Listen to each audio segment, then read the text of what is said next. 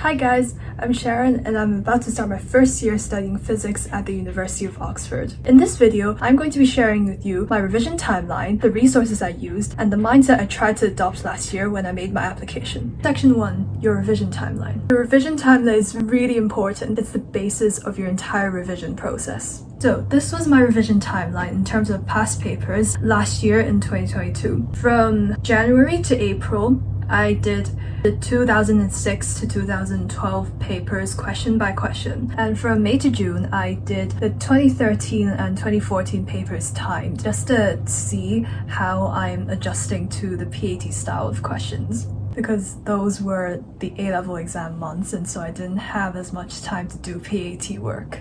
And then right before summer, my school helped us arrange a PAT mock, and we did the 2020 paper timed. That helped me see the difference in difficulty between the earlier PAT papers and the PAT papers these years, which really motivated me to work even harder during the summer. After the reality check in that mock, I did the 2015 to 2019 papers timed in July to August. And in September, our school arranged a second mock, which was a 2021 paper. Section 2. Resources. So everyone's primary practice material should be the PAT past papers themselves.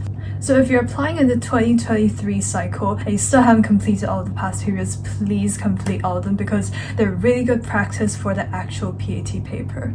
If you still have a lot of time and you would like to do something other than the past papers, I would really recommend the NSAA and ENGA papers. And if you're looking for something more of a challenge, then I would also recommend the British Physics Olympiad past papers.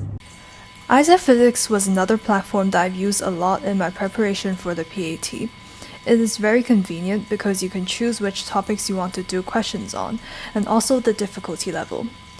You get to save a set of questions as a game board and track your progress on them. Even though there are no answers to the questions, a lot of them are harder than your typical A-level question, so I think they're still really worth doing. And in terms of maths, I would really recommend papers from the Senior Maths Challenge, as well as some of the questions from the MAT. Section 3. Mindset. I can understand from personal experience just how stressful the PAT could be. I remember this time last year I was a nervous wreck. But the thought that really comforted me was that there were a lot of parts of the PAT that were simply not in my control.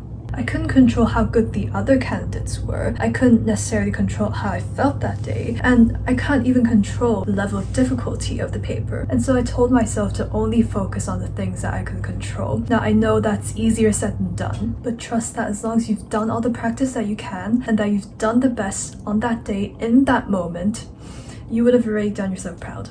Also bear in mind that the PAT is hybrid starting from 2023, meaning that the questions and the calculator are displayed on the computer in the actual PAT.